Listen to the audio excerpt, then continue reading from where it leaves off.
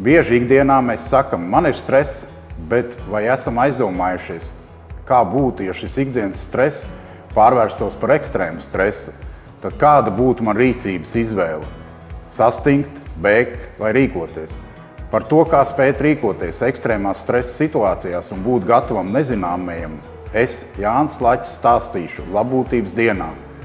Daloties savā militārajā pieredzē, pastāstot, kā veidot stresa noturību un būt gatavam nezināmajam, saglabājot spēju pieņemt lēmumus un rīkoties. Ekstrēmās un nezināmās stresa situācijās galvenais ir iemācīties pieņemt lēmumus un rīkoties. Tiekamies 20. augustā!